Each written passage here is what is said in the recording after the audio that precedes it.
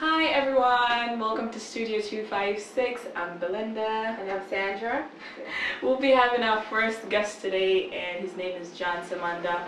He is the founder and president of Breaking Barriers. It's actually, what should I call it? An organization that was made for The youth, mostly. Yeah, the youth in the diaspora. And it's the reason why we chose John, because he's our age and he's trying to stand out in a different way from what we're used to. So he is the first person we're interviewing. And if you're out there and you know someone who's making changes in the diaspora, doing things that have never existed before, feel free to email us. We'll put our emails on screen for you. So email any of us and let us know who you are and what kind of message you want to put forward, and we'll find a way to connect with you so we can show the world the other side of the diaspora. It's not all negative. There's a lot of positive things going on, and we are trying to bring all of this to you just so you can have a different perspective of what's happening down here. So we're bringing you this so you guys can watch and really understand what his organization is doing and everything that he has planned, what inspired him, just stuff like that, just getting to know him. So you guys stay tuned. Thank you. Thank you. Hello, John. It's nice to have you today. How are you doing? I'm doing great. How are you doing? I'm doing great.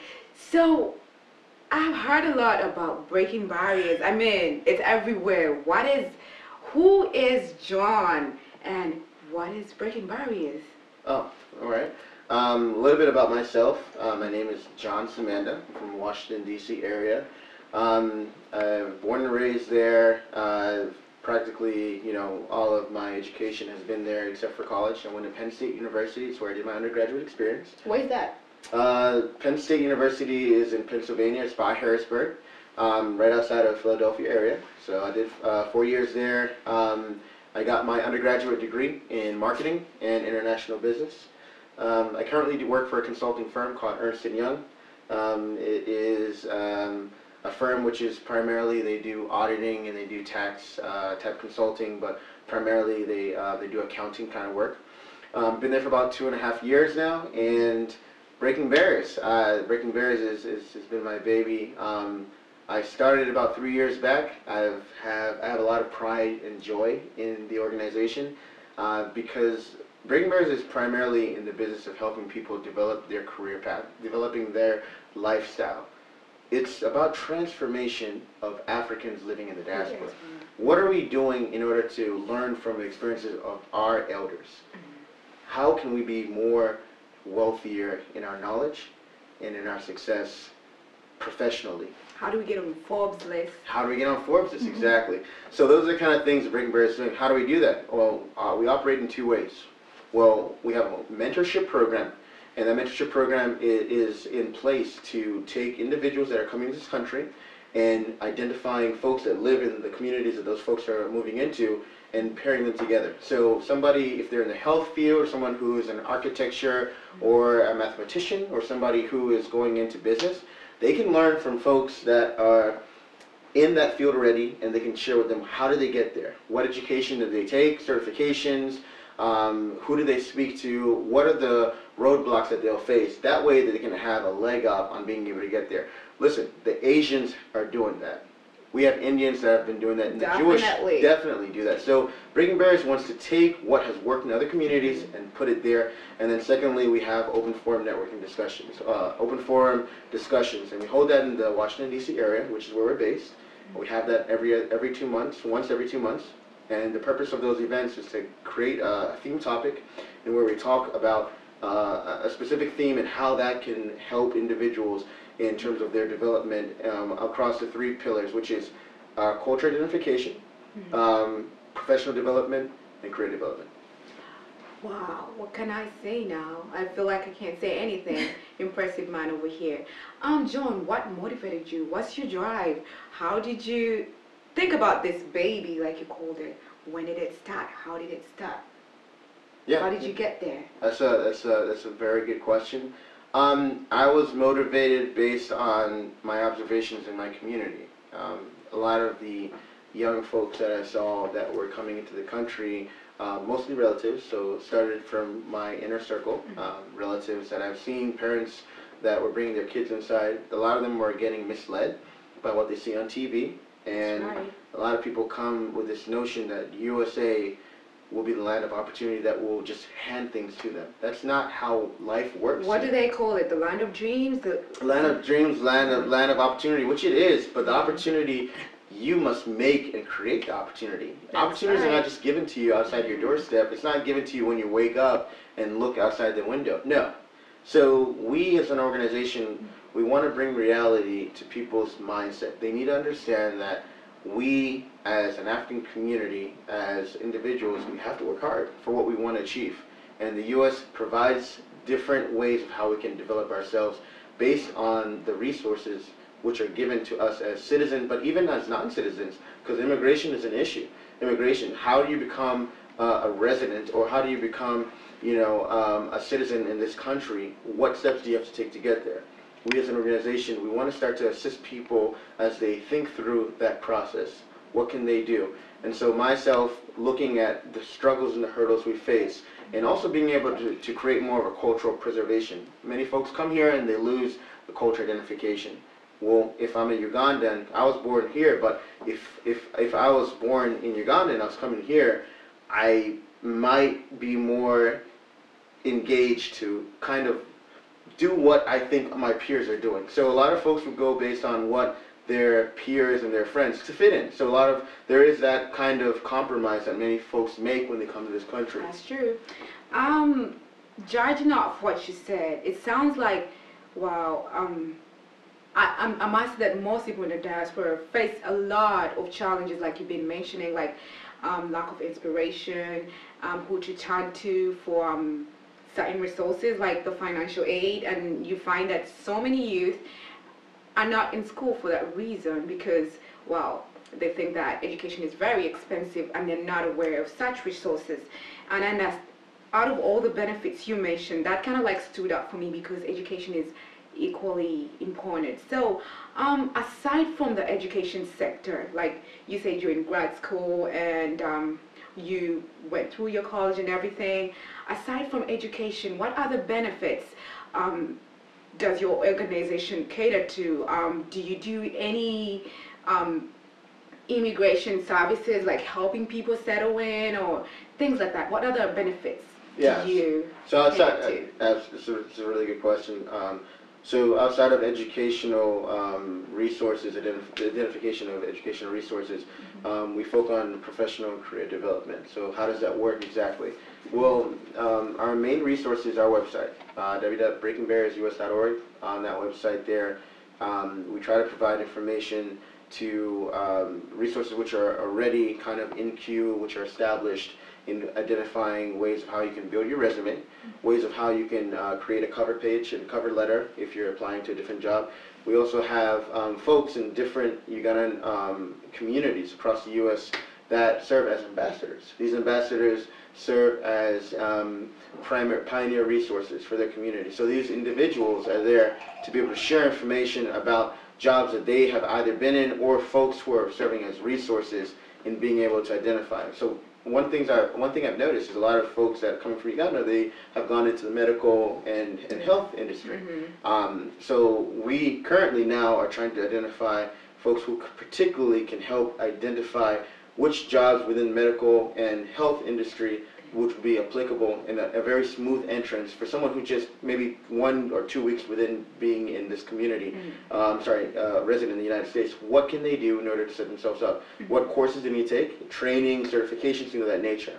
That's just number one. Number two, we also want to be able to identify, you talk about immigration. We haven't been doing that much, but it seems to be an area of primary interest. There's a lot of need in that area because I know so many people face a lot of difficulty trying to acquire the right documents to work, the right documents to go to school, and I think that is one of the sectors that's lacking. And you find people that have a lot of potential, but they aren't going anywhere. They're kind of like stuck in the same place. And like you said, breaking barriers has a lot to do with breaking through people's barriers. So I think that is one of the major barriers people are facing right now. I think we're talking challenges right now. I think that is one of the biggest problems people in the diaspora have. So definitely. Immigration, that's an area that we want to take more of a focus on. It is something that has come across on a different kind of open forums that we host. So we operate in 2 ways. Primarily, we have open forum discussions, and they get held once every 2 months. We have them primarily in Washington, D.C. area. However, depending on the interest from the different Ugandan communities across the United States, we host different events in different states based on those who are willing to help host. Breaking Barriers is self-generated. Therefore, we don't get any money or grants from the government. However, we are applying for 501c3 status this year. It's one of the major ambitions that we have, or goals, should I say. However, with immigration, we do want to be able to bring someone else in the organization that can primarily focus in that area. So we have identified that as an area of focus, and we realize and we identify with that being something that needs to really be addressed, and how can we help identify folks who can make sure that that's taken care of. Based off what you just said, I do realize that, I'm just going to give a rough estimate, that at least 90% of people in the diaspora are more focused on getting into the medical field. And that's not certainly where they are, that's not where the talent lies. It's just that there's this pull from the people that settled in before them that people are telling them, oh, you have to do this to be this. How are you going to deal with the corruption of young minds, in the sense that you cannot be anything else but a nurse, or I feel like that it is not a barrier, but it is a hardship of some sort, and I believe that that's something you can take on, like inspire young individuals in different ways. I don't know if that's something of interest, or that's something you're looking into. Yeah, no, I hear what you're saying, and I've personally identified that as being a way of kind of settling most folks who are coming from Uganda, and actually just East Africa, I've noticed, because I see a lot of Kenyans, a lot of folks who I go to school with actually, they have relatives just like me who are coming from Africa, and a lot of them go to the health field. And I don't know what it is. I think the health field is it's a very lucrative field. You can make good money there. And you can certainly, allow that to provide a career for you. However, there are many folks, I think, who come from Africa, and they have ambitions to be engineer. Yes. They want to be, an architect, or they want to go into real estate, or they want to own their own business, be an entrepreneur. But when they get here, I guess a lot of influence is coming from family members and friends, and a lot of folks want to see their relatives make money quickly, and in that field of nursing, the field of medicine, it's kind of quick. It's a quick and direct way of being able to gain certification, knowing who your resources are, so they can help you to achieve that certification within that 2 to 3 weeks, and then you can start working. And that might be a short-term goal, but short-term goal turns into a long-term career. Yes, it does. And then that you get settled, you become very complacent. And most cases, it doesn't even get to the career level. It doesn't. You're just doing those in and outs, 1 to 2 weeks, or maybe every other day kind of ordeal. So what Breaking Barriers can do is we need to have a mentorship. We do have a mentorship program, and we need to find folks who can try to educate younger folks, or even folks who are much older, about other career paths which are out there that can be just as lucrative, but they can get a quick entrance into. Because I think a lot of folks fear, how can they enter into this career field without being held back financially? Because everybody needs to have something in order to be able to, to survive in this country. USA is just not money off the trees. You have to actually apply yourself. So John, ever since you started Breaking Barriers, what's your biggest achievement? What have you done so far that you are so proud of to this day? That's an excellent question. Within my tenure of running organization Breaking Barriers, the greatest achievement, I believe, is the most most recent event we held, which was out of this country. It was actually in Uganda. We held it in Kampala. We held a conference. It was our inaugural conference, and this was in the month of October. It was called Success Without Compromise. The reason why I deem that to be one of the biggest achievements is because we were able to take all the different things that we had been doing within the past years and put it into one major conference. And what we did with this conference is we were able to bring folks that were back home, living directly at home, and share with them various topics and themes which we thought were going to be most inspiring, most beneficial to the young generation. We targeted young professionals and college students. And we brought folks from the business community, from the different banks, financial institutions, folks who were within the educational department, people who were within government. We had a couple folks from Parliament, and even the Vice President, we spoke with him, and we talked about critical issues which are impacting and affecting the country, but more importantly, the young generation, because the young generation is what is going to be, influencing the direction. That's true. I understand you also have a website. What does your website offer? And I think the viewers would like to know what your website is so they can visit and see what they can get from it. Yep. The website is www.breakingbarriersus.org. The website, what it offers is an avenue for folks to learn about the organization. It talks about who we are, our mission, our vision statement, who the leadership team is, and then more importantly, it provides resources, educational resources on scholarships, if you're looking for grants, if you're looking for loans, which are catered just to immigrants, and specifically African Americans and just Africans.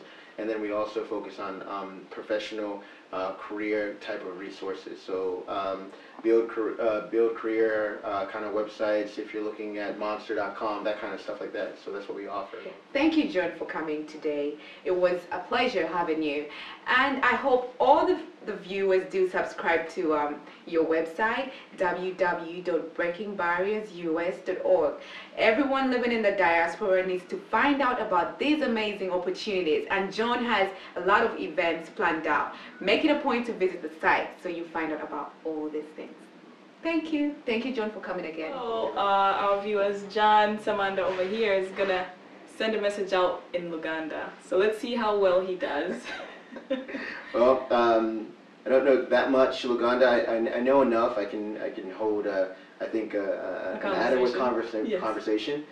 So I have a couple words I'll say here.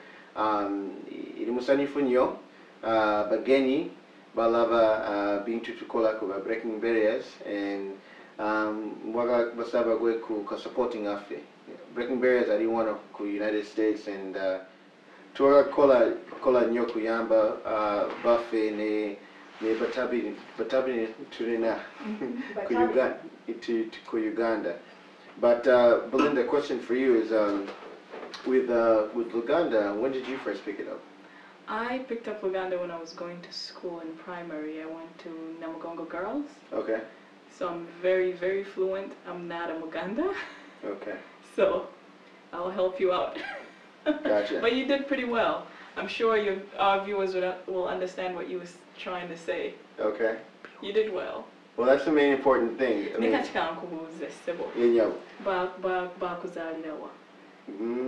Bazalianzi, DC, Washington DC. Okay. Where did that? We did Inte. Okay. That's pretty good. So John, we saw that you had an event in San Diego this past convention, Breaking Barriers. Was it you got to interact with a lot of youth? So I'm just wondering if you have anything coming up for 2015. We'd be looking forward to attending another event. So do you have anything in mind, anything scheduled for us? Yes, we do. Just to kind of talk a little bit about the Breaking Barriers event in San Diego. It was quite successful, not due to just the folks that attended, but more towards the discussion, the output. We had a really good, honest conversation about you know, opportunities that are being created in the U.S. from folks within their own communities, and what we can do to help support each other. I thought it was a very enriching conversation. It really brought, you know, young folks and older people together to share, you know, their perspectives on what is going on, you know, in the educational fields and also professionally. What can we do to work with one another, the older and younger generation? So that was great. But to answer your question directly, we have a gala coming up for 2015. So we're targeting either early March or February. That sounds exciting. Yeah, it's gonna be a kind of like a formal black and white tie event, and just 3 main objectives. Quite simple. One, we as an organization, we want to be able to take a route of being able to make a little bit of a profit here. We're looking at about anywhere between $40 to $60 per person, and the reason being is because that sounds reasonable. We're gonna have a venue. It's gonna be a really nice, classy event. Red carpet treatment. Folks come in. They'll have a table of maybe 6 to 7 people. If they come with they have their own specific guests they want to sit with, then we can accommodate that. If not, they'll be placed at a certain table. There will be music, so there'll be a band or a DJ, and we're looking to have about 2 to 3 keynote speakers. And these speakers will be folks from the African community, not just Ugandans, but folks that have really made some accomplishments in their career path. And the purpose of them being there is to talk about, you know, what it is that has enabled them to achieve success within their specific career path. And then lastly, we really want folks to be able to interact and to engage and network with one another. And this is not just for one community, because we're going to have this in the D.C. area.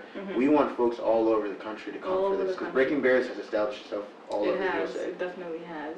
So we have keynote speakers, good music, classy, black tie affair, and you get to network with a lot of professionals. And vendors. And vendors as well. So don't forget your business cards, and we're looking forward to it. All right, we awesome. Are. I'm really happy about that, and thank you so much for the opportunity. Thank you.